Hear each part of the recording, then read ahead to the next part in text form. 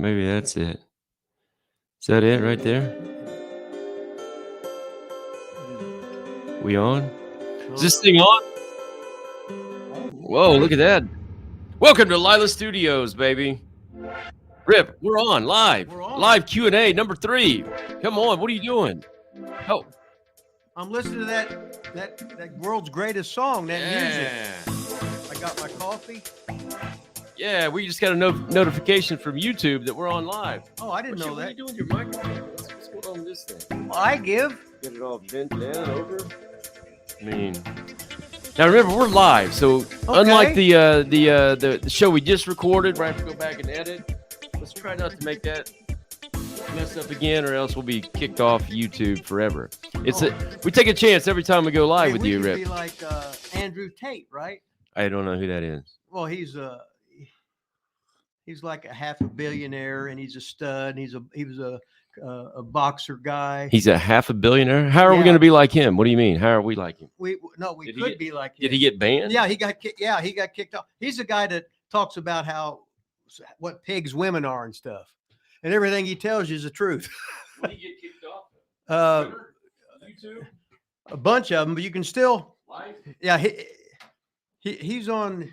You get him on there. He's the best talker, man. He talks 100 miles an hour. All them guys, any girls try and he just burns all them women or all the big experts about today's world. He's living the dream. Awesome. Hey, my wife's here, Rip. Did you know that? We got 6 viewers on here. Let's check it out. Buckshot Kid. Hello, Rip and Vaughn.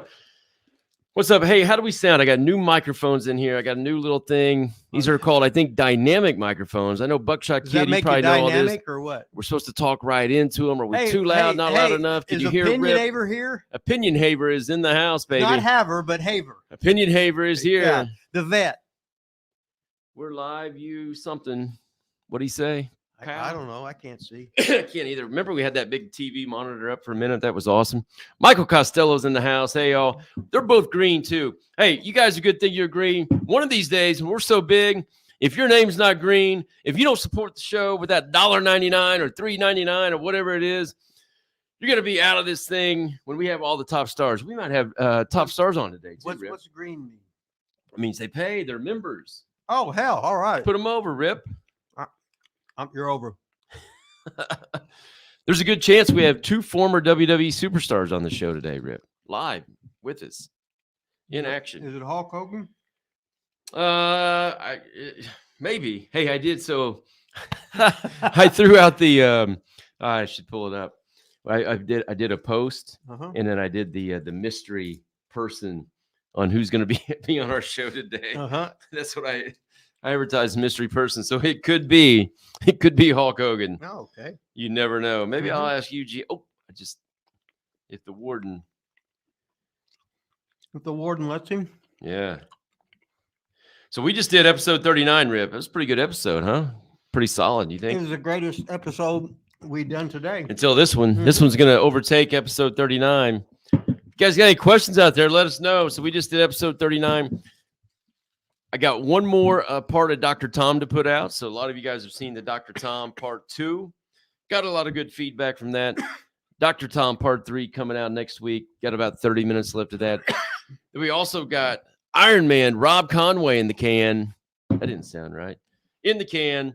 So he'll be out too soon. You got Rob Conway in the can? I got him in the can, baby. That sounds rather sexual. Got him in the can. Then it's going to be up to you, Rip, to get us another guest here soon. Okay? Well, does it have to be can you get the porn stars count? I would take a porn star on here, sure. Okay, I can go for that. Of course, it might be a male porn star. Yeah. Can you get a porn star on here? I can get anything. Okay, well, we can get some money from Weasel. Get Cornette. He lost his billfold. Here's a question: what's episode 39 about? Well, it was an hour long, kind of a long answer. We could just play it right now. Yeah, we could play it right now. And that'd be the end of it. Yeah. And then it's, okay. Well, I took over. I stole the show for the first 30 minutes. Rip got mad. Well, you're just Rip got mad because I stole the show. You're like a girl. I'm like a girl. Insulting. I don't know how that's rolling your eyes. Acting like you're over. Hey, I figured out how to play video on here. So I played some video, and then Rip got mad Video because game or he what? took a lot of notes and he didn't get to them. And hey, we've got a Yeah. new webcam too. I don't know if it makes the background look any better Well, at all. It's all I that still don't money do you've the been- lighting right. It's all this. See, what it is we've got ratings that are just the fantastic, greatest ever. We're making millions of dollars per week. And then a lot of us just take some money and buys new. And he told me, well, I said, what we make this? Oh, we made $9 so far. We're up to like $92. Oh, 92. But I still haven't got the code. Like when we get 100, we get paid. Uh-huh. And they've supposedly sent me this code twice, and I never gotten it. So I have. They're ribbing you. It is a rib, yeah. Still never gotten it, and they mail it. It's not with all this technology. We're on YouTube. They mail it supposedly. Well, that'll take what 23 days. Well, And is it going to a PO box? I don't have a PO box. You're the only person in the world that has a PO Yeah, box. when you get a PO box, then what happens at the post office is they put it in the wrong box. So then the people just take it and throw your mail away. Happens all the time. So I got this new whatever this thing's called too. I plug my mics in. This little controller thing. It's called something. It's got a name to it. It says focus. It says right. Focusrite. It's a This thing on. man. It's called something. Got to do the new camera, everything. Ben says, yo, just got in, start over. Can't start over, Ben. We've really done nothing. We don't really ever talk about anything. Opinion Haver. What else did we talk about? Oh, Rip did some territory talk. We did Tampa, Atlanta, some good stuff on Atlanta when Vince came in and took over. I thought that was very interesting. So the first 30 minutes of our show is pretty much bullshit. And me, I always like the bullshit. me, well, I do too. But you got mad today because it was all me this time. And then the last 30 was Rip and territory talk. Then I said one word and you said, "Oh, I have to go edit it." Yeah, Or you'll get us kicked no, off. come on, let's not go there. I didn't again. say anything. Then I just said a certain word and it slipped out. Excuse me. I don't think I said one. You can F-bomb. say I don't think I F-bombs. said a F-bomb or a GD, did I? I don't think Yeah, I you did. you did. Did I? Well, I Well, didn't. yes, I but didn't I mean, you realize can it. say those, but the other ones can't do it. You can say them on here. It's okay, man. I've been telling you that. Oh.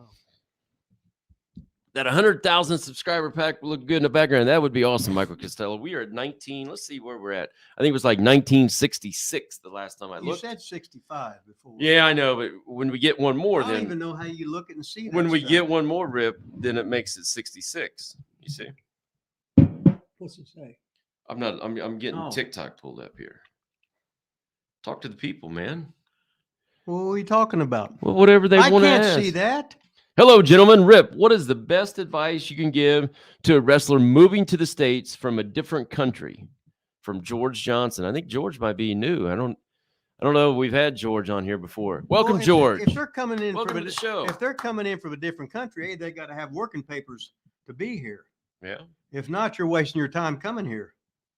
Okay. Just because Is you're a wrestler, and if you sneak your way into the country, that's like when I go work into Canada, I'd have to have working papers to work there. If I worked for Dupre, if I worked for Vancouver, if I worked for Stu Hart, you had to have your working papers. Okay. Besides working papers, you got any other advice?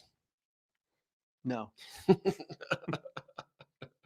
No, I would no. If you're a foreigner, I wouldn't want you here in the United States working because you'd take jobs away from guys I know. You say that, and you brought in Who? Regal. Yeah. Okay. Well, then that's kind of hypocritical thing to say. There was work all around the world then. That was different.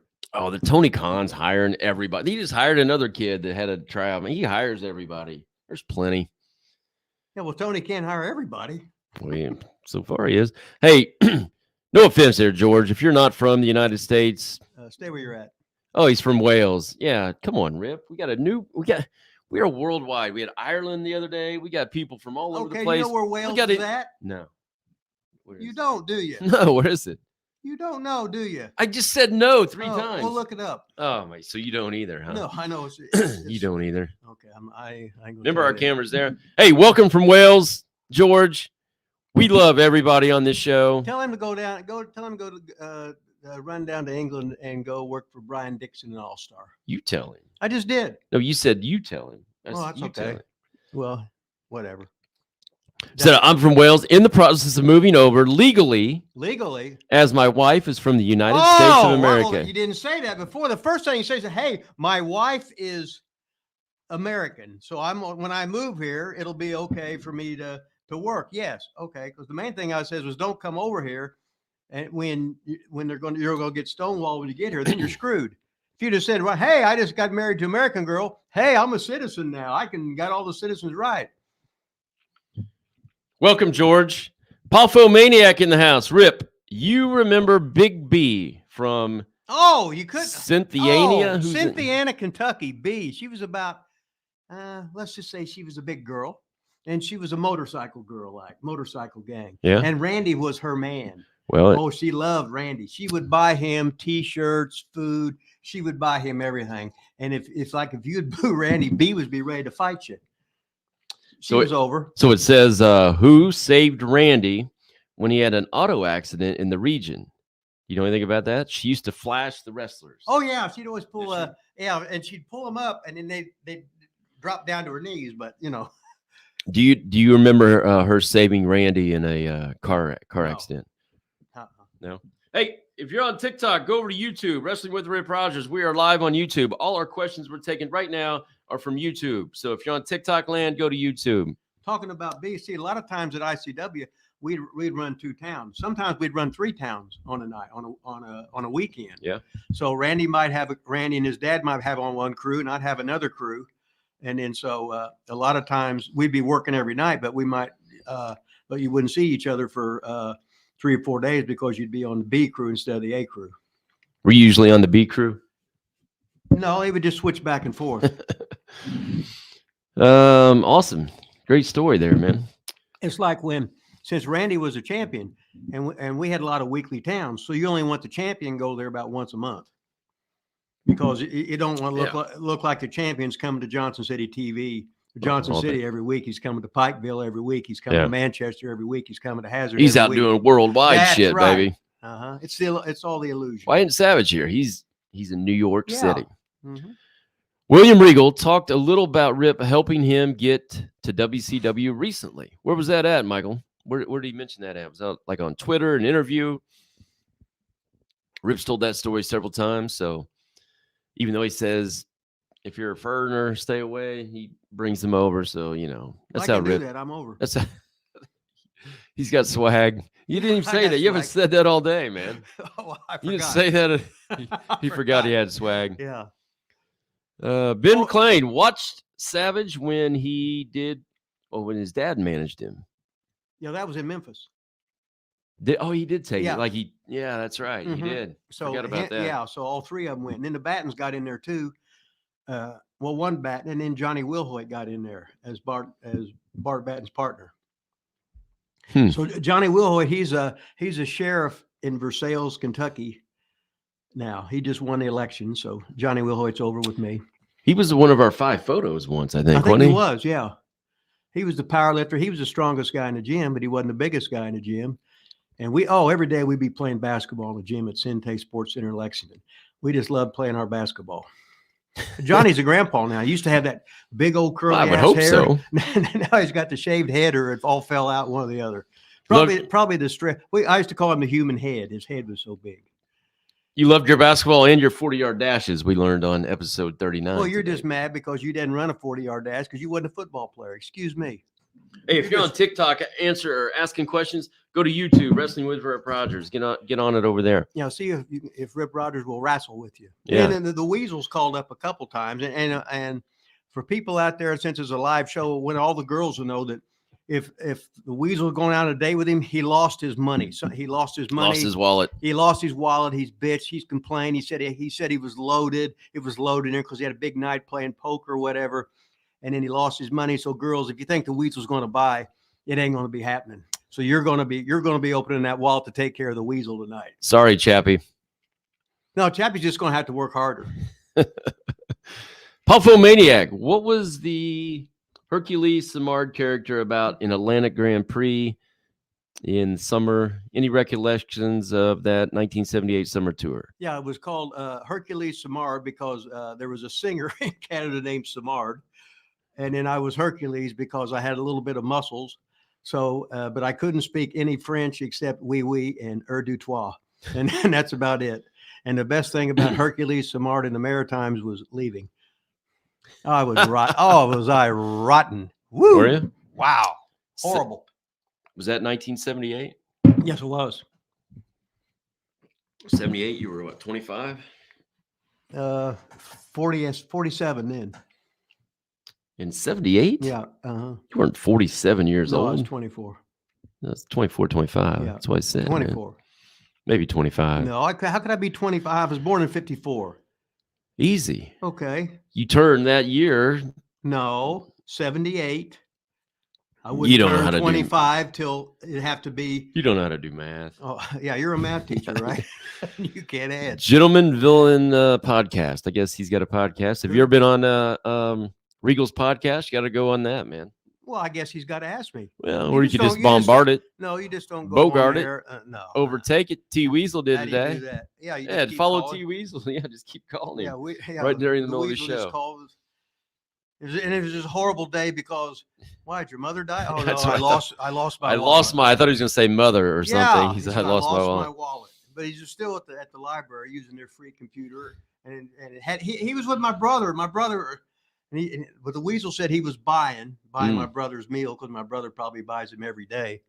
Fantastic. Rip would be an awesome guest, but I don't think he can curse if he's on it. Hey, you've been doing good though, Rip. TikTok, baby. Get over to the other thing. All right. So let's see. Mitchell McNeely here. I think he might be new to the show. What's up, Mitchell? I wrestle in South Carolina, North Carolina, and Georgia. I helped train Austin Creed, a.k.a. Xavier Woods. Awesome, man. Okay. All right. Good to have you, Mitchell. You got any questions for us? Have you watched the Dr. Tom interview? Get on there. Hey, Rip, I think I'm going to try to pull something up here. You think I can do it? I've been off every single time I've tried to do this. Yeah, but in practice, you always get it. Well, sometimes, there's some people that are practice players and some are game players. I'm a gamer. I think you're just a practice player. That's why you can't run that 40. You're afraid to take me on in free throw shooting. You're a gamer, huh? Mm-hmm. I'm a gamer, yeah. Oh, yeah, big time. Me and the Weasel. Now, I know we did some of these on the last one, but there's just a couple of them I'm going to hit on again. Well, why would you want to put it on again? Because these people weren't on. We'll see you later. Well, this is next live. week, so I just want to show Rip that I can do this, all right? Oh, okay. I mean, come on, man. Hey, Linus is doing good. He got me the coffee, 2 packs of mini muffins, and two Reese cups. And then he says, "Oh, I thought you was dieting." And then he pretty much forces me to eat all this stuff. Bam! Look at that. I got a picture pulled up, Rip. God, who's that skinny guy in the sunglasses? That's me, baby. Oh, Look at that baby face. Look at that baby you don't face. Even shave yet? Well, then I got a little fuzz on the. You're with men. You're with me and Lucky and the Steel Man. Lucky a man. We all got. He was part girl, I think. Look at that crew, the Seymour Punks. The only punk that is not there is Manny the Weasel Valverde. He tried to get in that picture. We said, "Get the hell out of this picture." And remember that? Remember when Dan Severn suplexed Manny? That was awesome. And then Trailer Park Trash hit him with the big trailer jack, and the Weasel was over. But he lost his wallet, so I'm waiting for him to come on live and just zoom in here. And he said he was going to call us. Of course, Manny's used to lying to all the women, so he's probably going to be lying to us too, because he's so upset because he lost his billfold. I mean, that was a great picture right there. Mitchell McNeely Rip wants tips on getting more bookings. Can you help our new member here, Mitchell? Well, can you help him get some more bookings? No. Yeah. No, I don't know who works the indies down there. Find out who it is and just show up. That's advice. Tell him that. Get there early. See who the promoter is. You're not going to get work for that night, but then help him set the ring up. Help him take the ring down. Get over with the guys. Rib, whatever. Blah blah blah. Be one of the boys, and he'll get you booked. But go in there and make an effort. He's probably got 50 guys. You can say fuck on here. 50 guys trying to get in there because hell, everybody wants to work as many shows as they can. See, I think that was great advice right there, Rip. He said, "Do you have any advice?" You said no, and then you came through with what I think is very good advice. Well, I had to think about it for a while. All you have to do is show up, man. I mean, show Yeah. up. You know how I got in with the shadow? You showed up. I showed up. Did you have your stuff? Always, yes, You of always course. show up at the. Hey, when Dick the Bruiser ran all the shows, I was never on the booking sheet. Oh, I just yeah? showed up at the town with my stuff and would get dressed. Yeah. Then they just then they'd walk in there. They said, "Oh, somebody ain't here, Shira. You ready to go?" I said, "Hell yes, I'm right here."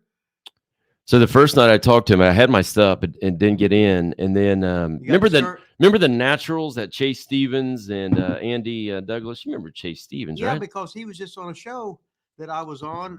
He worked with Dylan. Oh, he did. Yeah, they didn't do a damn thing, and he was drunk too. It was awesome. Was he?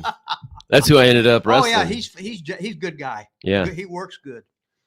Yeah, that's how I got the start with Yeah. the Shadow, man. Just showed up, baby. Told him I Mhm. could do whatever, and Yeah. He didn't I know was you were in. lying. What the hell? Right? Yeah. He wouldn't know what you're talking about anyway. Just what the fuck, right? there's always going to be a chance at one of those shows that somebody doesn't show up. I mean, you may not make any money, but Yeah, but no, you got to get your foot in the door. hell yeah. All right, take a look at this, Rip. I know you like this so much. I'm going to show this gotta one see it too. again? This will be the this will be the last one Oh, please. I double up on. I'll skip ahead. This is the music video I was in. Starcade, who does our intro show. What happened Oh, to we're. the- where's I the think video- we're. where's the disco I think music? we're muted during this. Somehow I think we get muted. I don't know how to unmute us. Right Say here. that on there. I think it. And No. From stream, full screen layout. I don't think they can hear us, but there's a way to unmute us here.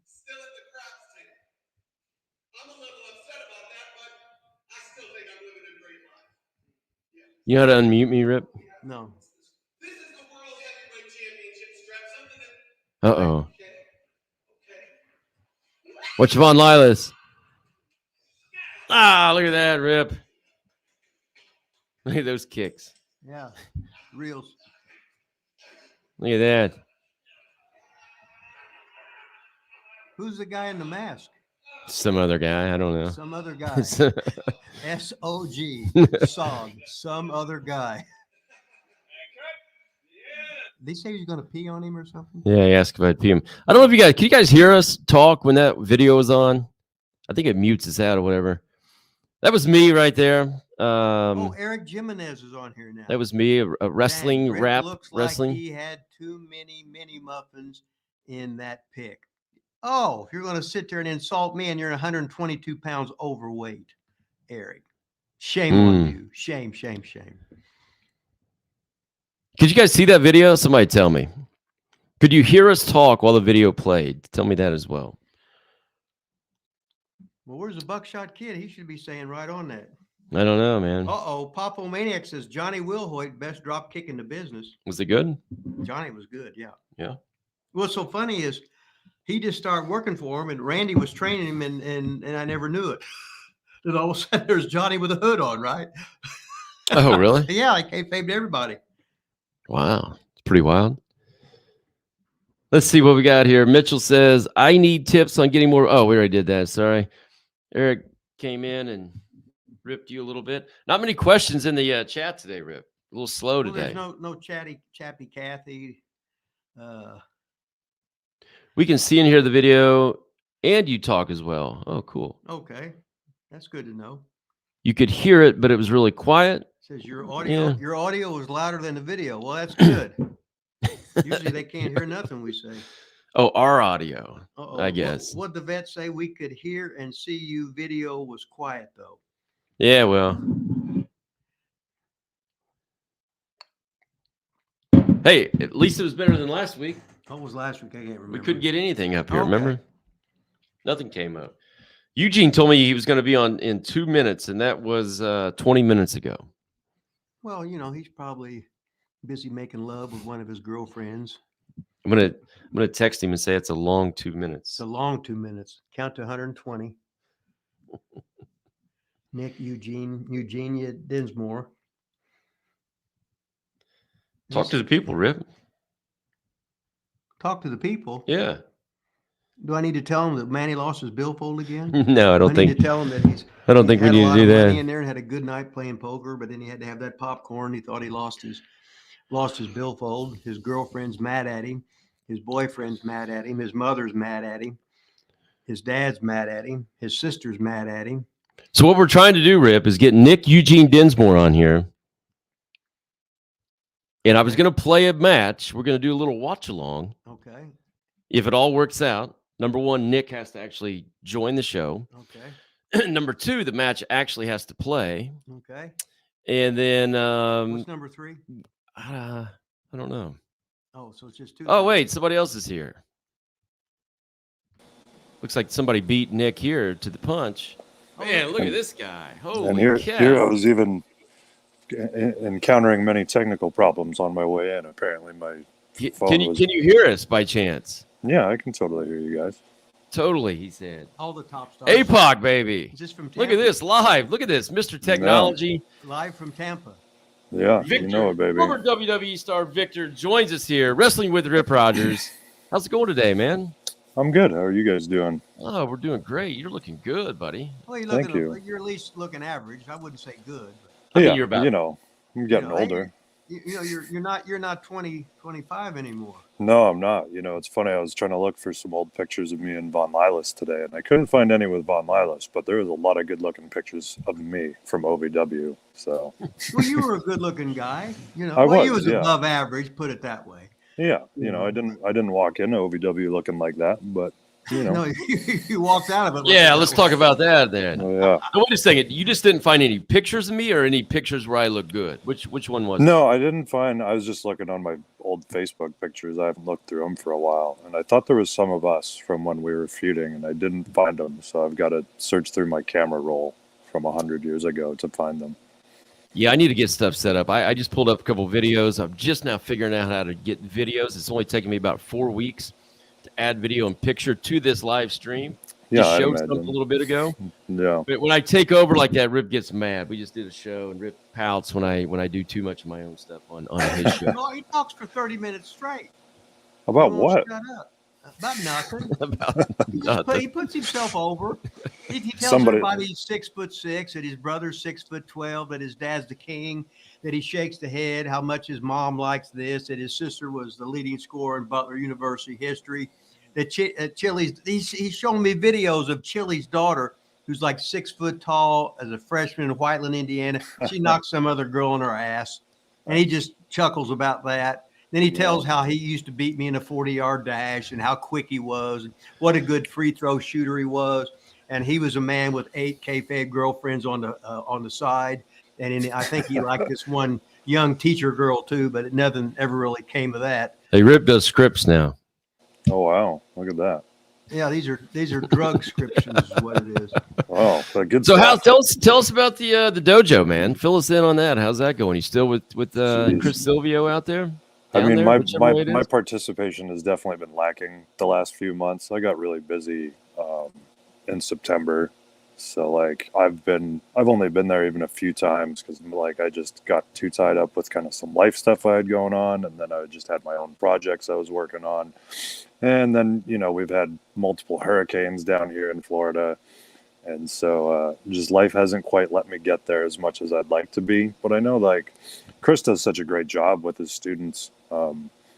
Just everything that he does. I really can't say enough good things about him as a coach and a teacher, and like just his performance, I think all across the board lately, what he's been doing on NWA is so good that, I mean, I'm just impressed whenever I go to the school. A lot of the times, like I just get blown away by the stuff that he remembers and he teaches to the kids and that he implements and that he comes up with. And him as like the head coach, owner, operator of that place just blows me away because he really does such an awesome job.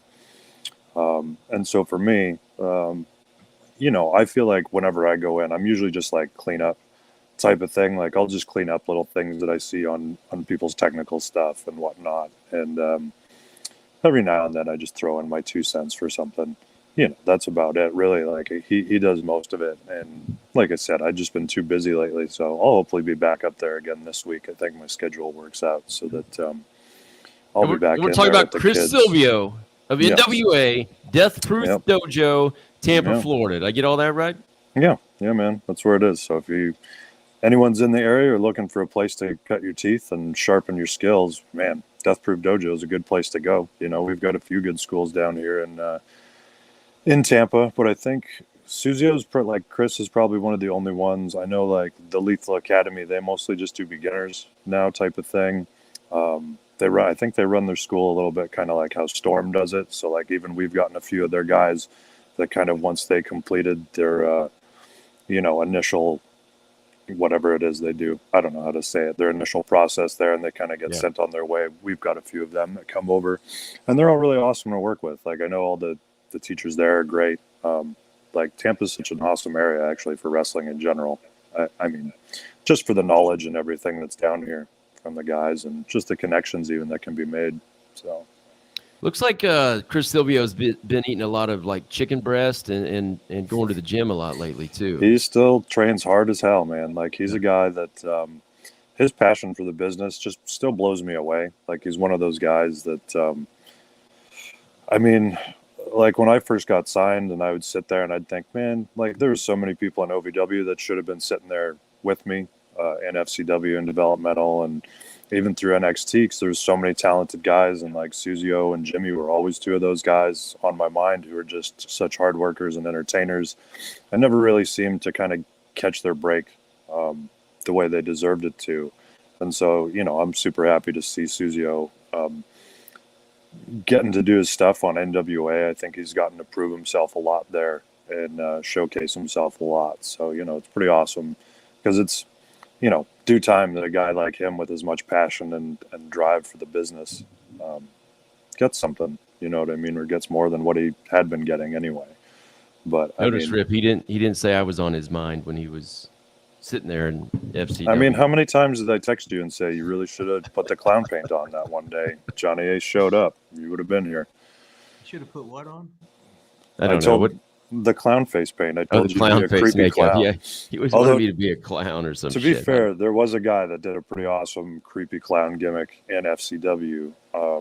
Kevin Nichols was his name. He was actually trained by Buddy Wayne in downtown Bruno, back up in Nashville. Because when he got signed, he came and did the creepy clown for a little while. You're talking about the big heavy Buddy Wayne, right? There's two Buddy Waynes.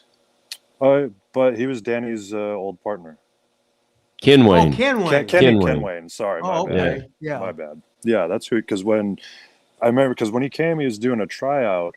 He was one of the first tryout groups, and so I was kind of the, I guess, student coach for all the kids, like to lead them through the warm-ups and everything like that, all the people trying out. And this guy just kept popping me because, like, if I was counting during the stretches, he would make sure he counted louder. And he had this awesome Southern accent that just kept making me laugh. And he was a big dude, big mohawk on him, just mean as fuck looking. And I know I'd said to him one day, I'm like, where are you from? Like, who trained you or whatever? And Oh, it's great. So, Oh, dude. all right. So, God, sorry, telemarketer's calling me. Oh, okay. oh, great. But so, yeah, I'd asked him, I said, where are you from? Who trained you? And he said, Kenny Wayne, downtown Bruno. He goes, you know, and I was like, what? Kenny Wayne? Like, of the Nightmares? And he's like, yeah. I was like, holy shit. So, yeah. But he tried the creepy clown gimmick for a while. And Dusty, I remember saying, he was just like, baby, this is too scary. There's no way that it's ever going to fly. You're going to scare the shit out of all the kids, and nobody's going to want to be there to watch you wrestle. And so it got kiboshed. Not a bad impression. That was good. I got to spend a lot of time listening to Dusty talk, you know. Hey, we got a couple questions in the chat. I don't know if you can see the chat or not, but I can't. No. We got. Let's see. You should be able to pull it up. But we have somebody named Opinion Haver in the chat, aka the Vet, which is really Opinion Haver or Haver, I think. Gotcha. The Vet says 2 questions. Who was Victor's favorite person to tag with, and why was it me? I guess referring to himself. Man, we only had a few tag matches that I can remember early in DCW. Man, he was probably in one of those ones that I can remember Pat Buck being really mad at everybody after the match until he looked at me and he said, and then you know what you're doing. and then that was it. Like he had kind of gone off on everybody else. So, but I always liked the vet. He was fun to tag. Him and Debo were fun to tag with back then. Army of two, baby. The Army of Two. Yeah, I enjoyed them. I tagged with him a couple times. Yeah, they're always solid. I like them. I feel like we did like an 8-man in one of those amateur show, house show, one of those shows early on. I feel like maybe not. I feel like it was me, you, and maybe the vet. Like Alaskan Assassin was on the other team. It was just the complete shits. It was so bad. God, it was awful. Yeah, those were usually not too good. I remember. I would say that would be the vet's fault, probably. Yeah, it's your definitely. fault there, vet. Yeah, definitely. Michael Costello says, I don't even know what this means. Does social media account for a lot of independent? Oh, social media. Yeah. He's saying put yourself over on social media there, Mitchell. Yeah, there you go. Hey, so tell us, I saw this too, man. I saw you just had like a book come out. Now, it's not your book, right? Like you're doing the voice of the book? No, yeah, I'm just a narrator. The narrator, is that what it's called? Yeah, man. That's what I've been kind of working on. I just finished up 2. The first one, the shorter one, came out. They're both on. Well, the second one's not on Audible yet. It will be though. It's a much longer one, but the short story came out already, called From Beyond.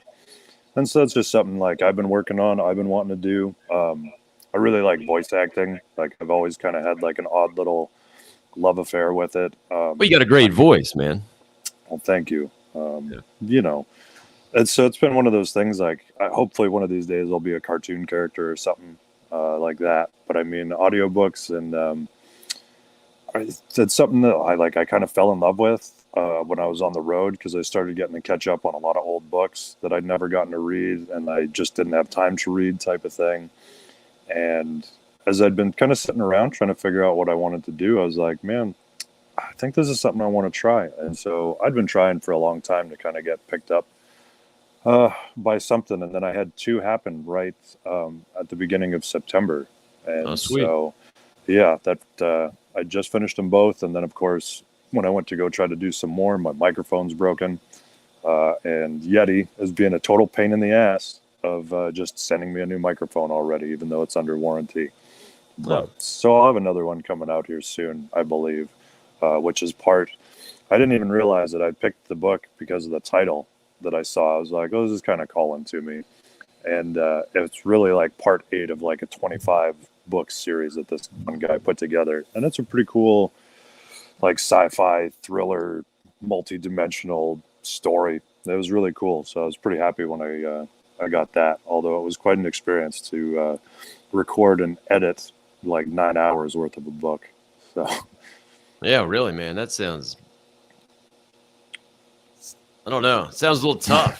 Just sit there and read all that out loud. Just the editing. The reading's not so bad, except for you do it all yourself then? You edit everything yourself? Like they don't have somebody come in and you... No, it's all for Audible. So like Audible has a pretty cool little program that I found, I mean, a couple of years ago when I started kind of dabbling with it, and I didn't really get anything until I figured out how to get the proper sound and everything right for it. And like it's really cool because you can just kind of go and look for books and audition for them, and if people like your voice or like what you can put out, they hire you. So that's pretty much what it is. Yeah, Rip's been messing with our audio here in the studio for many months now. We get a little better, right, Rip? Yeah, your guys' audio sounds good. I got new microphones, brand new microphone today. I was going to ask you. Got me a little soundboard thing, whatever these things are called. I have no idea. Just hooked it all up today. Is it the little compressor deal? Yeah, I don't know. Box? Yeah, a little box deal, plug in the mics. Yeah, I was looking at those because, like I said, Yeti's been a pain in the ass. I told them what was going wrong with my microphone, and they've been taking forever just to be like, fine, we'll send you a new one. Yeah, see, I ditched the Yeti. I went to the dynamic mic where you're supposed to speak right into it so it doesn't actually pick up. Because in this room, there's too much echo. So I feel like the Yeti just picks up. They do.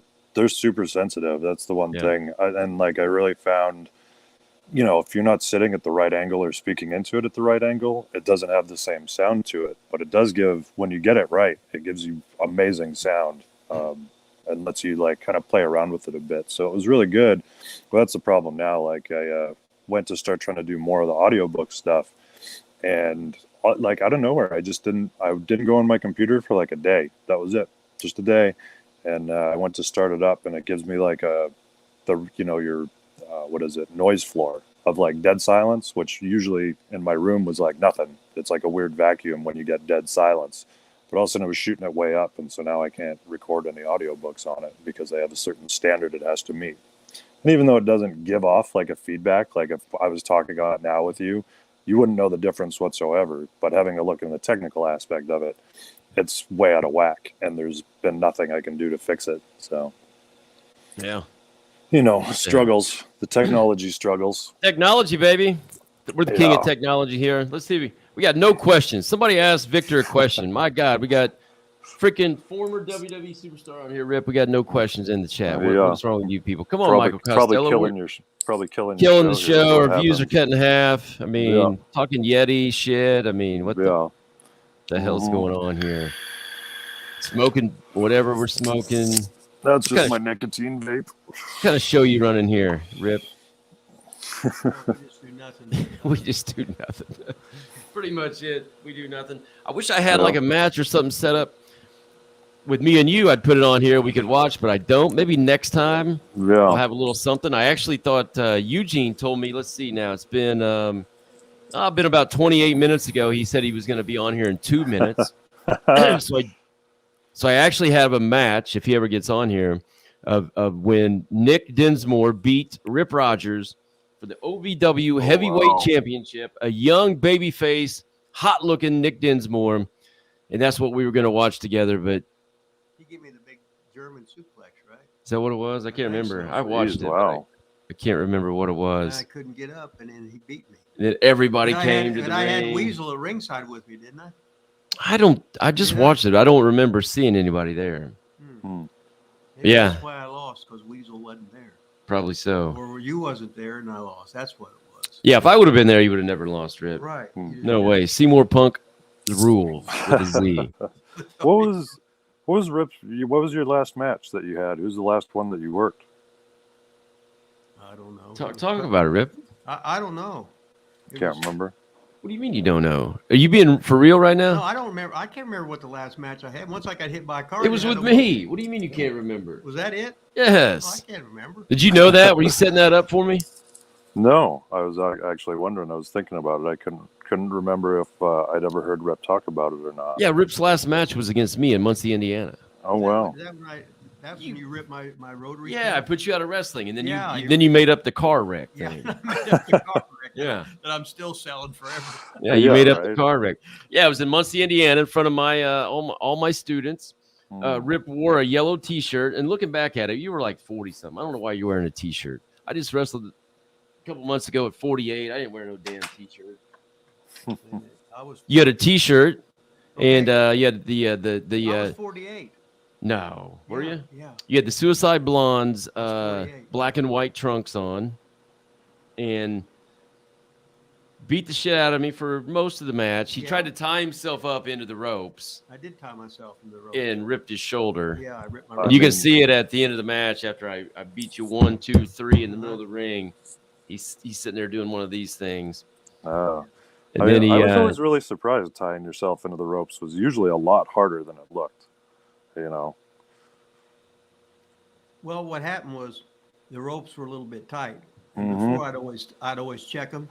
Yeah. And like a dumbass, I didn't check them. That's like when I was going to do that hangman bump. Yeah.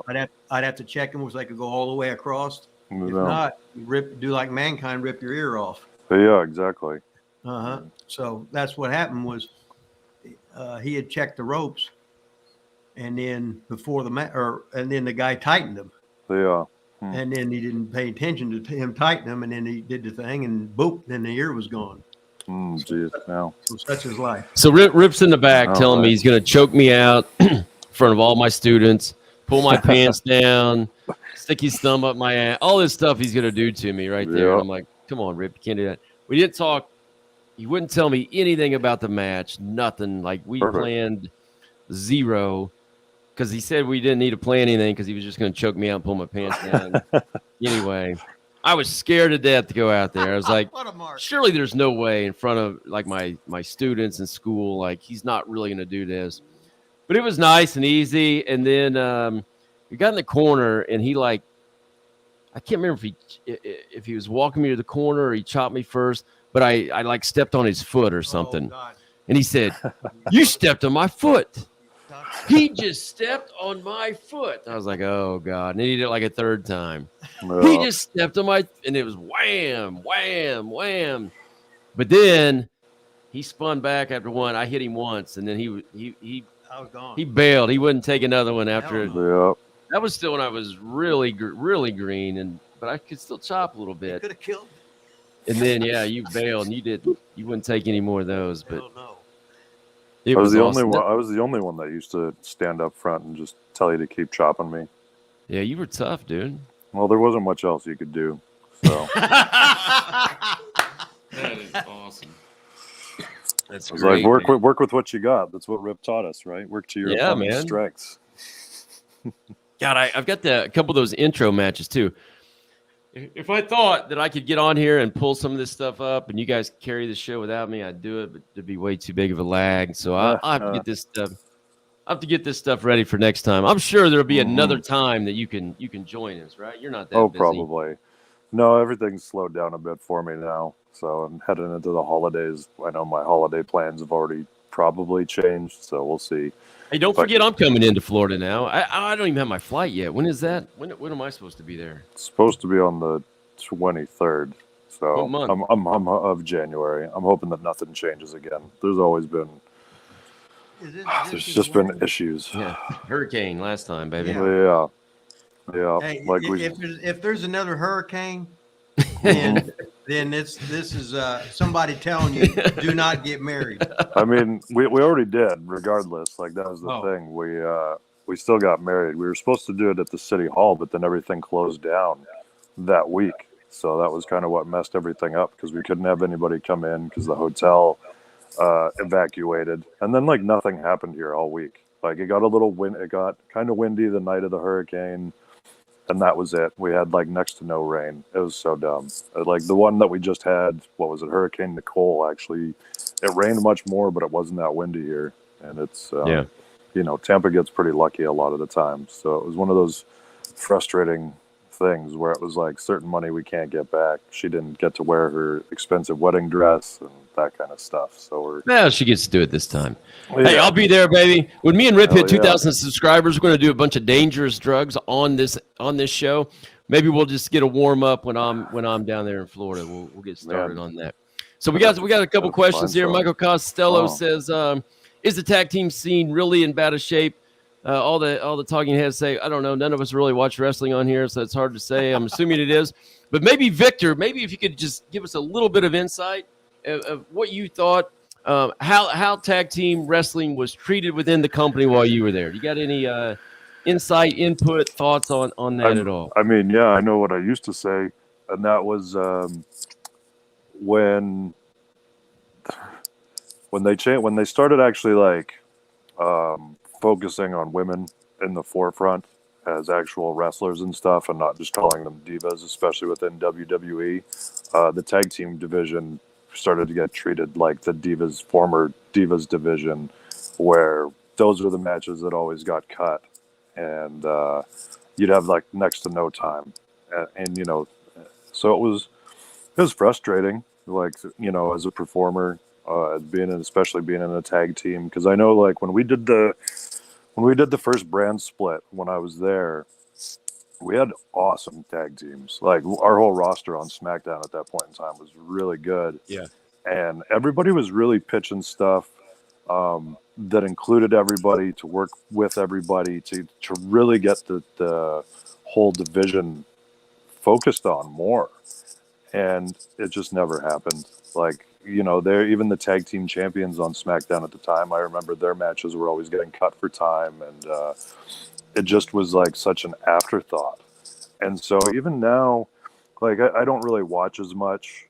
I guess I don't really watch anything nowadays, to be honest. But like I still kind of pay attention to like everybody who's complaining on social media and stuff like that. And it just seems like no matter where you go, it's kind of the same thing. I know FTR is like supposed to be one of the bigger names, and like I never see them.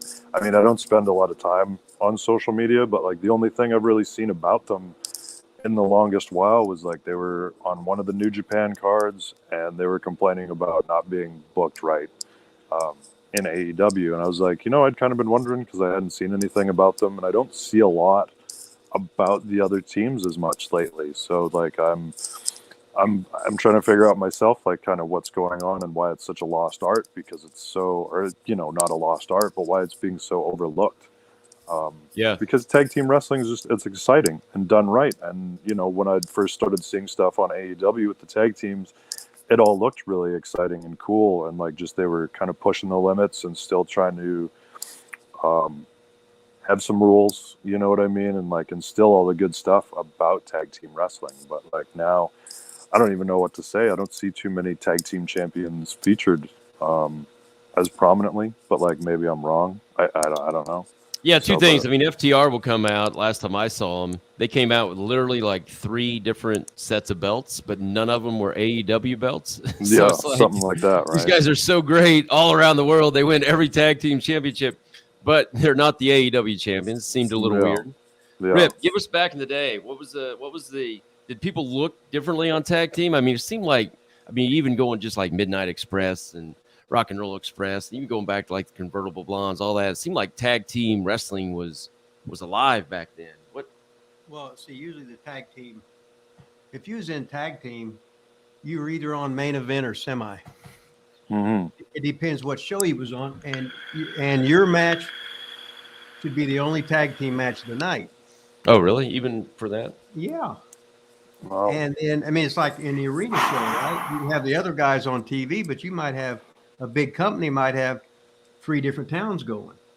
Yeah. So you would be like years ago, it'd be Hogan would have a show, and then Savage would headline a show. Then the tag team champions would headline a show with maybe some personal issues underneath there, and you guys would have at least have a half-hour match to get that match over. Yeah. So you could get guys stuff in, but you could work fast, you could work slow. You've seen what the other matches in the card have done, so you could make your match very really good, and because you've watched all the other matches. So some of the stuff that was a finish underneath could be a false pin there, and people would buy it so good, right? Because they've already seen somebody win with it that night. Mm-hmm. And when you have longer time, it was more of a storytelling. Yeah. You get somebody that can really sell to get that hot tag going, and that's just a way to leave the fans so hyped up they can't wait to come back. So if the heels screw them, they're mad. They ain't never coming back until the next show. Or the other team, if the baby faces win, they leave happy and they can't wait to come back because their heroes won.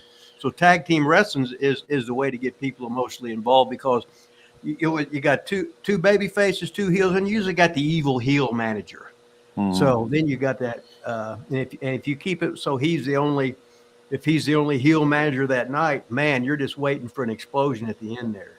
And if they win, the people are so happy. I mean, I just know as a kid, I'd like tag team better. I thought it was more action. I thought I get to see 4 people out here instead of 2. To me, it was just, I liked it better. So I don't know why Vince or whoever decided to shit on tag team wrestling, but I always thought it was great.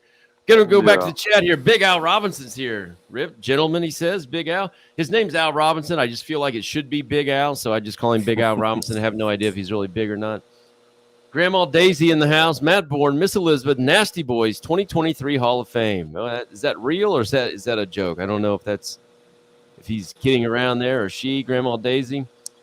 Let's see. I wonder if the Nasty Boys would ever go in the Hall of Fame or not. I know I've had the pleasure. Would they not because they don't like Vince, or would they not because they have heat?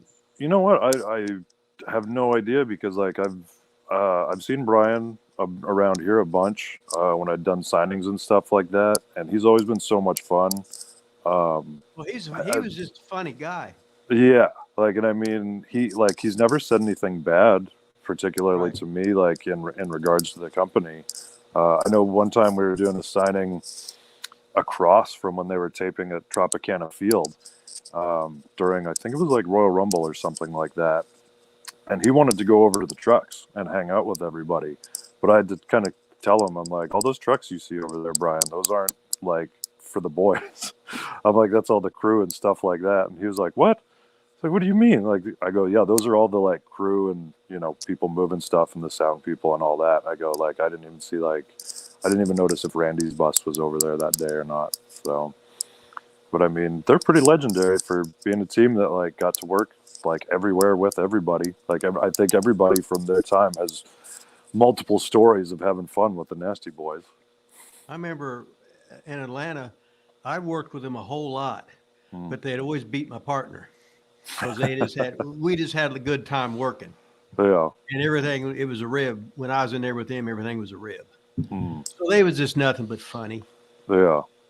I Now, mean, did they ever do anything to you in the locker room, or is that just the Steiners? I thought you had a Nasty Boy story. Oh, well, the Nasty Boys, I'd been gone from the States, and I'd just come in, and I hadn't seen them before there. And they come in and grab me and go, here's a new one. Let's get him. I said, like he was going to fuck me in the ass, right? So I just said, hey. I backed away, pulled my pants down, and spread my asshole cheeks and here, come here and fuck me like a man. Jeez. He said, oh, man, this guy's crazy. We might be banned off YouTube right now. Oh, you think so? Oh, this live? Oh, yeah. That's right. Oh, yeah. Well, you said I could say that. Well, you can, but that was kind of a. Well, that's what happened. You know? So, yeah. In other words, I was over. They started, oh, Mr. Barnett, Mr. Barnett. My boy, Ripley.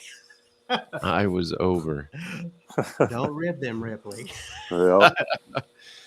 Oh God, I forget about live and stuff. I remember the Nasty Boys when they were in Memphis. They came in, and Memphis did this to people all the time. I guess everybody kind of does it, but they came in and just beat everybody up every single week, and then they turned babyface, and they couldn't win a match if they had to. Like they were just. I was like, how are they not tough anymore? Never understood that as a kid. Now they're not so aggressive, and they're being merciful. They're being sportsmen, and they lost their advantage. Yeah, of being animals. Never understood it. Yeah. Anything else? Anybody got any more questions? Victor, you got anything to plug, man? Besides books, anything else you got to plug? Wrestling, books, anything? I got nothing right now, man. Wedding? That's about it. Yeah, plug your wedding. Plug your wedding. Definitely. How much does it cost to get in your wedding? Yeah, that's what I should do is charge a fee, but then still nobody would show up to see that either. So it's all good. What was you always saying? Let them in for free and then charge them to leave. Charge them to leave, yeah. Yeah, right. Then I just have to pay more for food again. So pass. I mean, I'm going to have another audiobook coming out sometime soon. So that one's, I'm pretty cool. I'm pretty stoked about that. Like, I really enjoy that stuff. And hopefully I get to do a lot more of that. Like, I'd like to tell horror stories and whatnot. So that'd be something that I think my voice is cut out for. Somebody asked Rip if he ever did voiceovers for anything. Maybe you could get into this, Rip. Maybe you could start doing audiobooks. Yeah. Oh, he does, really? How Marcus's voice is. Yeah. Yeah, I just heard your boy do that one the other. You posted that the other week. That was pretty cool. Yeah. I was pretty surprised to see how big he is too. You posted that picture of him with Lilas, and he's taller than Lilas. No, he's not taller than Lilas, but he's like about 6'3". Easy, man. Easy. Come on. Wow. I was just thinking, like, hey, Puggy.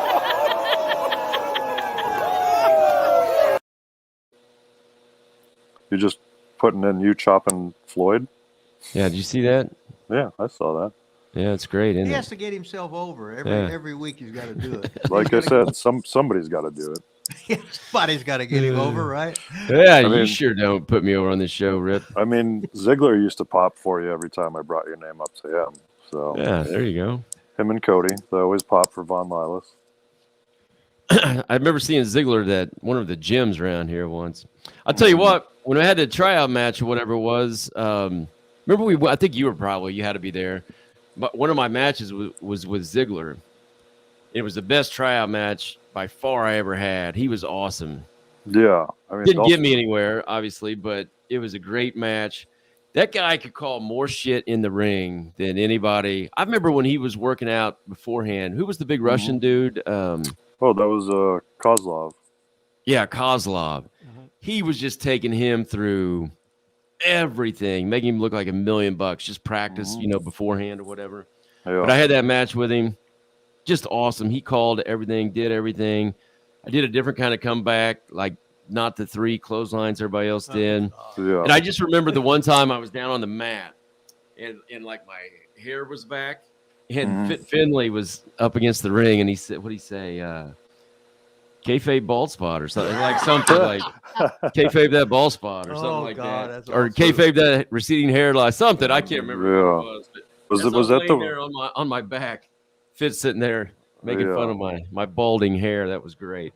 Was that the weekend where you were too tall for all the rides? Like well, we were supposed to be druids and you were too tall, and then you were supposed to work with Jake Hager for his debut, and you were too tall for that.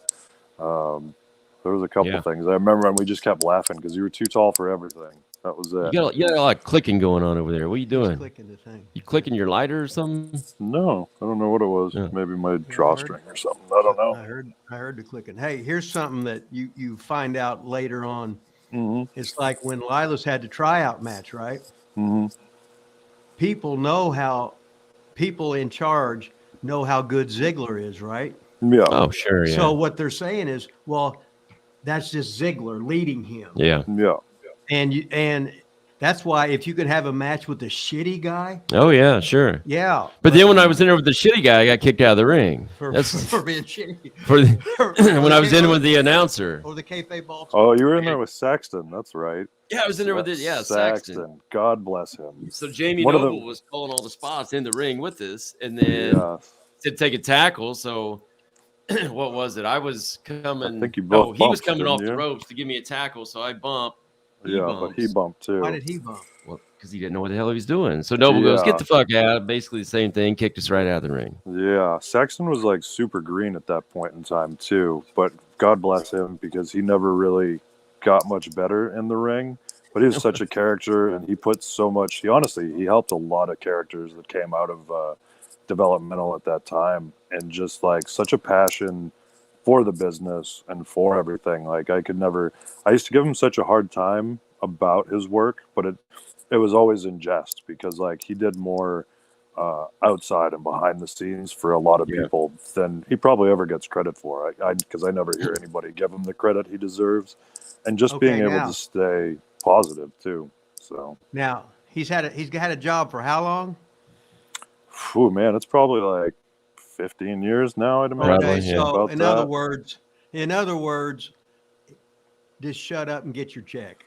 Yeah, 100%, and he's like, there was one time where it was one of the times where Jerry had a heart attack or something like that, or got sick right before the show.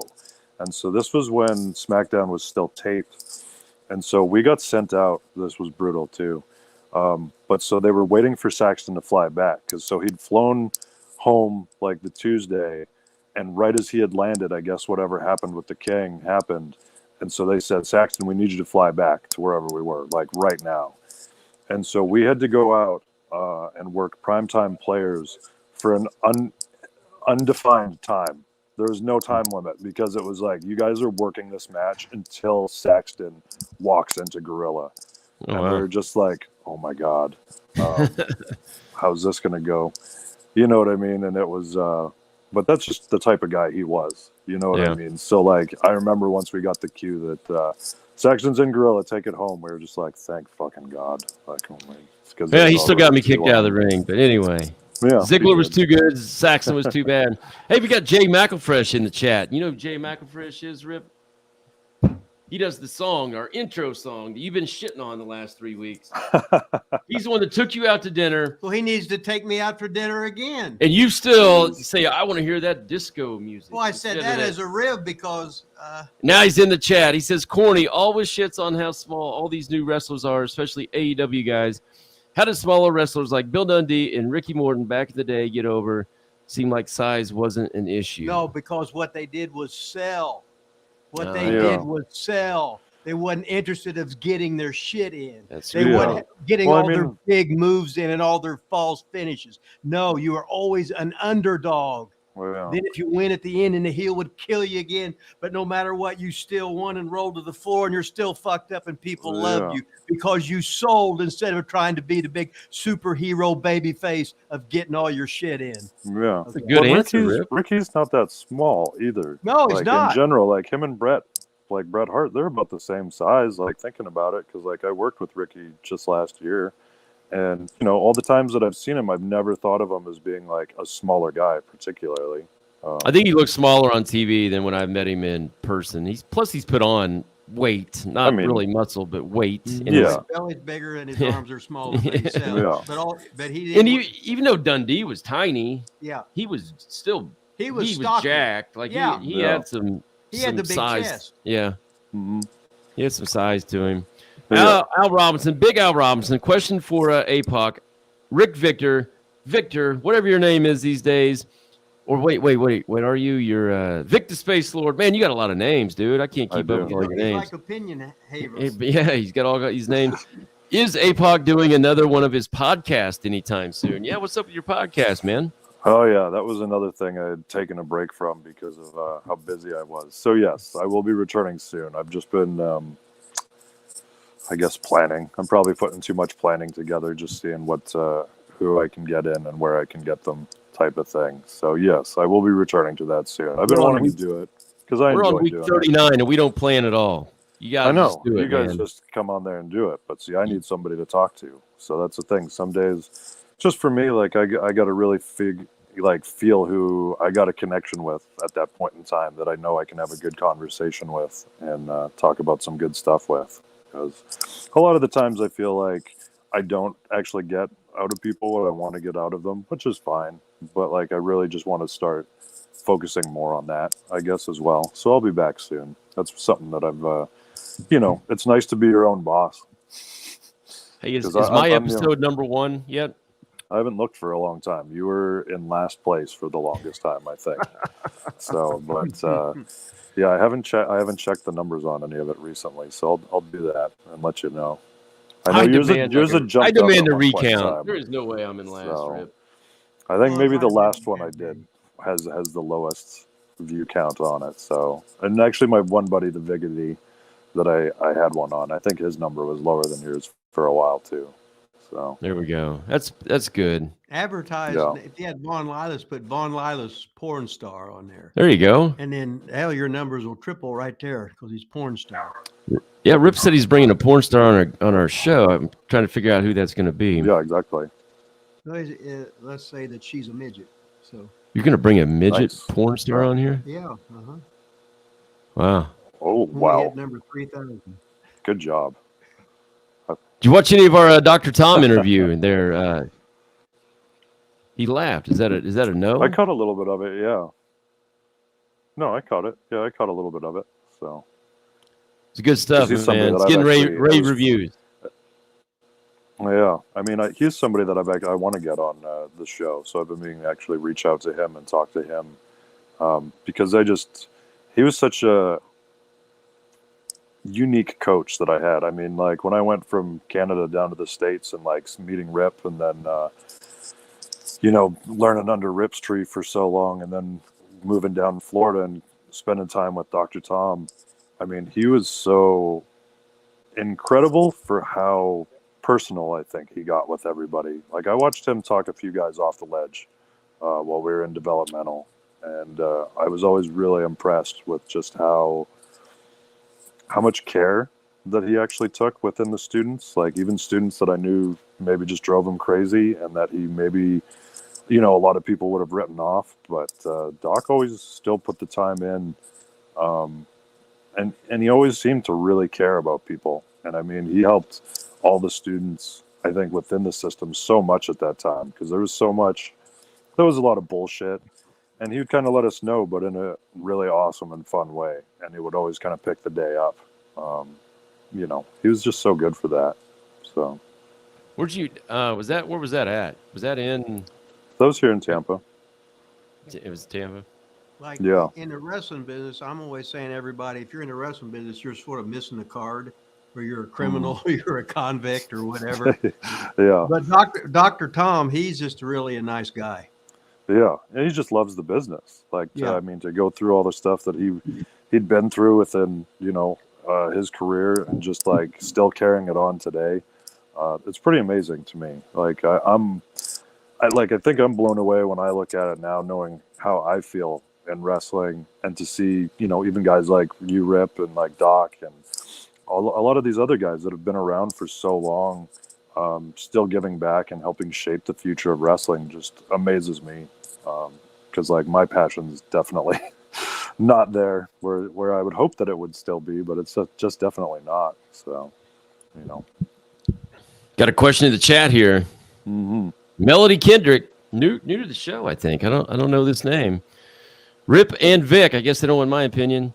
Any insight on calling tag spots with green people on the fly? Everybody's green. Involving all four guys, communicating from the apron to the other illegal guy, etc. Yeah, use the referee. I mean, yeah, you got to use everybody, really. That's the bonus of like being in a tag team. Like me and Connor always said it, like, and even passing on that knowledge to younger guys. Like, you're in a team, you can talk. Yeah, right. You know what I mean? It's about the easiest thing you can do. Like, it's not really like you have to hide it. You can really say just about anything that you want to say and get it done. Like, it's much easier, I find, in a tag team to be able to do that. It's not always easy to get everybody on the same page, but you know what I mean? You have a lot more tools to be able to use out there to get it done. So that's a great point. You can tell your partner anything you want because you're in a team trying to win. Just like Rip would use. Remember when you used Bolin to come out and tell the big cat every single thing to do because Bolin was his manager? Remember that? You were like, now slam him. Remember? And then, that's when I had him calling it. I had Kenny on the microphone telling him what to do. Like he was his manager. Yeah. He'd say, slam him, big cat, big cat. Look at him, he'd slam him. And he'd sit there and he'd go, now do this to him. And he would do it. Because he's the manager. So you can just call it right there from that was DCW, baby. From the Foley and DCW. Yeah, that worked. I remember. When you're in a tag team match, it's like I would yell to my partner, hey, do this. Mm-hmm. And then I would yell it loud so everybody could hear it. Then we would do it the whole match. When it was time to get ready for a hot tag or their comeback or whatever, I'd tell them what to do, and then it would backfire, right? Yeah. And the fans could anticipate what it was. You know what I mean? Yeah. So I'm telling, hey, give that son bitch a backdrop. You know what I mean? Then the fans are going, well, sunset flipping, slamming, small packaging. That's awesome. It's funny as shit. Yeah. Hey, the legendary Greg Smith's in here, Rip. Small wrestlers have to be David, not Goliath. Ricky Morton would be saving, help me in front row. They wanted to come in and help him. Yeah, he was selling Ricky all the time. Let's all play. A new person. Question for Rip. Welcome to the show. Let's all play. What are the thoughts on the different types of wrestling attire? Any preferences? Trunks over tights, singlets, jean shorts, t-shirt? What, for me or for the whole show? Just what you think. Yeah. I don't know. Whole show. I want the whole show to be different if you can. Mm-hmm. So if I got a guy with jeans, that's great. If I got a guy with long tights, that's great. If I got a guy with the long tights, but the regular underneath the regular tights. If everybody has a different look, that's great. Yeah. If I got one guy with a shitty body with the T-shirt on, that's great. But I want that T-shirt getting ripped so that everybody sees his floppy titties flopping out. But you don't want T-shirts in every match. No, right. No. But it's like the buffet. Each match should be a buffet. We got a hamburger match, a steak match, a fish match, a turkey match, a chicken match, a spaghetti match, or whatever. We got one of each. We got every body part to work on and every body part to get your heat on right there. So everything should be different. And on the underneath matches, in the I don't want a bunch of false finishes. But as we get later on in the matches, I want the matches that if what you've copped the first fall with, like it's a backslide, then give me a counter to a backslide to get the pin. Something that worked earlier. I want them to see something different. What happens to it? Yeah. Right. Same with the attire is what he's saying too. Ring attire, all different. Jay Microfresh, what does Rip think of the Heavenly Bodies? That was Tom Pritchard we just had on. As a tag team, did you ever do anything in Smoky Mountain? Any opinion about the stories of Smoky Mountain? You were there for a while, right? Yeah, I just come in and do TVs for them. you ever work with the Heavenly Bodies? Well, they was heels, just like me. Ah, so no. No, I didn't work with them. But they were all well-oiled machines. They knew what the hell was going on. They could have a match with anybody. Now, who was his partner there? Was that Del Rey, or was that Jimmy Del Rey with Dr. Tom, right? at that? Was it down there? Yeah. Mm-hmm. Now he went on to WWF or E or whatever too, didn't he? I don't know. Because it wasn't always just him and Candido, was it? Wasn't it? Del Rey was in WWE, right? I don't remember. I can't remember either, and I think so. So Rip, Jay, to answer your question on this part, Rip did the what was the squats? Tell that story real quick. I know you've told it before, but the squat story at Cornette, that was Smoky Mountain, right? Oh, I was sitting at home and Jimmy called me on the phone. He said, Rip, can you do squats for an hour? I said, well, wait a minute. Well, hey, call me back in about an hour and 10 minutes. So he's thinking I'm busy or whatever, right? Mm-hmm. So he calls me back and he says, hey, I wanted to ask you if you could still do them squats. I said, yeah, I just did them. He said, what? I said, call me back in about an hour 10 because I just did them for an hour. Yeah, I can do them. No problem. So then you did them on TV. Yeah. But then Tim Horner kicked the chair out. And right at the end, and I lost. So that wasn't fair. My whole time I'm doing squats and then I get fooled by the baby face. Mm-hmm. I remember, hey, this is a funny story because you was talking about tag teams would have to pull time and stuff. Yeah. Well, one time I was wrestling in Combs, Kentucky, which is right outside of Hazard, where we ran a regular town there. And the baby faces wasn't there. So I was in the main event against Rick McCord, and we put our match on first. We made it a no time limit match. Mm-hmm. So I went an hour and 9 minutes until I saw the rest of the baby faces come out. Wow. And start cheering for McCord. Jeez. Then I put him over. But it was an hour and 9 minutes. And I said, oh, fuck. You know what I mean? Then all of a sudden they come in. I said, all right, they're here. He says, we can go home. I said, no, let's wait about 5 more minutes. Get them all cheering at fucking ringside so it didn't look like I was waiting for them to get here. Yeah. But that was stuff you had to do. Yeah. But that's awesome. When years ago, guys understood the business, it wasn't no big deal. Yeah. It wasn't a big deal. And we always had separate dressing rooms. You knew how to call it in the ring. And the baby faces just shut the fuck up and listen. And we always fucking made it. So it was great. Mm-hmm. Greg Smith said, love the Dr. Tom interview. Dennis Ramsey's in the house, Rip. Says the Cubans are the best tag team of all time, baby. The Cubans. Is that the Cuban Assassins? You talking about you talking about Jerry Morrill and Angel Ancevita, the Cuban assassin? Probably. I don't know. He's from those Canada. Are the Cubans I know, yeah. So I know, but there's been a few Cuban assassins. Yeah, I gotta say David Sierra worked as a Cuban assassin, and then the Cuban assassin's son, Richie Ancevita, he worked as a Cuban assassin too. Yeah. And then Jack Kruger, who was Jack Cougar, the bounty hunter for Dick the Bruiser, he was a Cuban assassin with Angel Ancevita years ago too. Wow. A lot of Cuban assassins, just like there's a lot of assassins, a lot of Mr. X's, put the hood on them, all the top stars. Oh, yeah. All right, let's see. Thanks, guys. Love the show. Can't wait to judge Raw matches as spaghetti. I don't know what that means, or cream corn matches. No idea what that means. We was talking about different kind of matches. Oh, I wasn't listening to you guys. Sorry, I was getting texts from Nick Eugene Dinsmore, who was supposed to be on here. About an hour and 2 minutes ago? He fabed you off. He said, "Are you guys still on?" I said, "Is this thing on?" Yeah. He said, "Sorry." As Steelman would say, "Sniff, true love." Yeah. True love, baby. He had you hold on for an hour. He ripped you the whole time. True love. Shit hit the fan. Opinion Haver said Del Rey had a run in WWF. Yes, thanks, man. See, Opinion Haver's on it. Yeah, he's on it. Thumbs up, Hall. Jay McIntyre. Stan Lane was in the Heavenly Bodies too.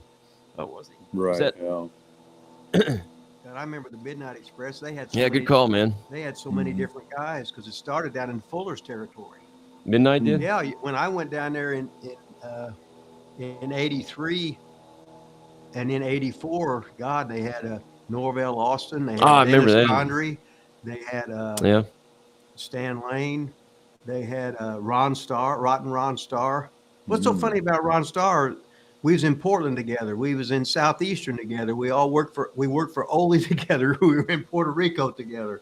Wherever he was at, he'd go, God damn, when I was there. Because he'd get mad because he knew we were going to be fighting for the slot, you know? Yeah. But I said, Ron, having me and you together is good because we're total opposites in the ring.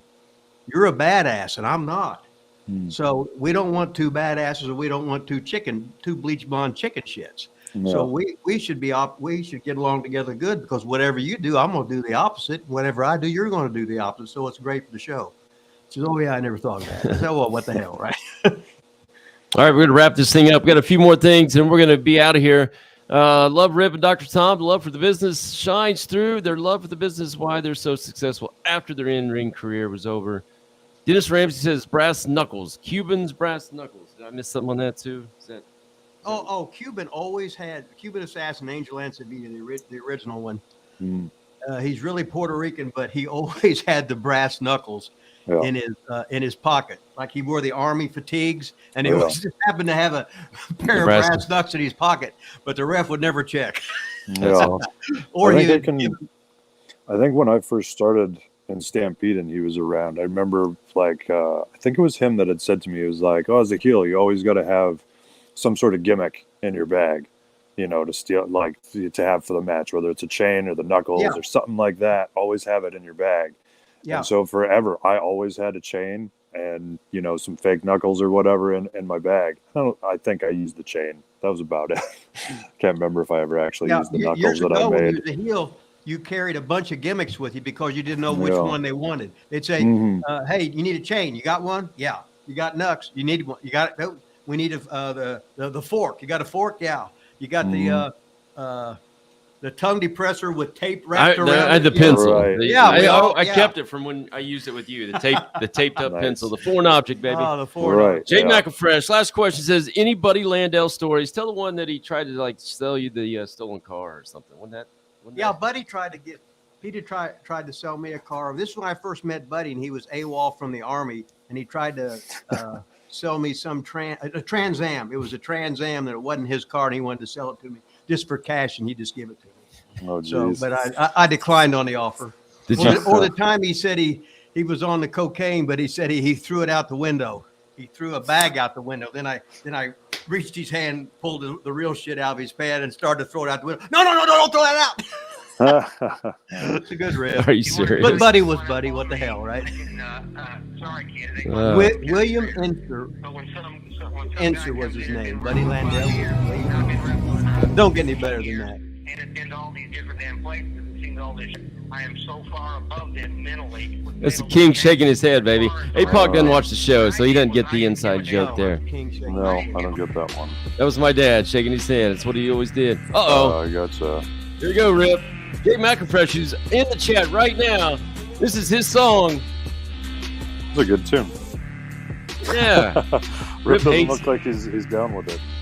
No, he whines about this like he whines about everything else. This song. Come on, give him the head nod. My phone was ringing. So swole that I can't get this shit. Let's not be in the weasel. All right, man. Thanks for joining us today. Really appreciate it. Thanks for having me. You didn't have to stay on this long. Really appreciate your time today. Oh, no problem. Oh, let me turn this thing off here. I'm not real good at it. Oh, it's all good. Yeah, man. It's been a while since we've all chatted. Books, your voiceover books by Rip's book. Yeah. Death Proof Dojo down there in Tampa. At Amazon. Get tickets for APOC's wedding in January. I'm going to buy a ticket for the wedding. Fantastic. The greatest ever. Thanks for joining us, man. Appreciate it. Thanks for having me, guys. Burbage. Yeah, man. Yeah. Everybody in the chat, thanks for coming on today. We really appreciate it. Every Friday, 12 o'clock live. Although I don't know if we'll be on next Friday after Thanksgiving. But it's every Friday. Every Friday. But we don't know about next Friday. But every Friday. We'll be here live. But maybe not next Friday. Greatest ever. Buy Rip's book. Like, subscribe. And smash.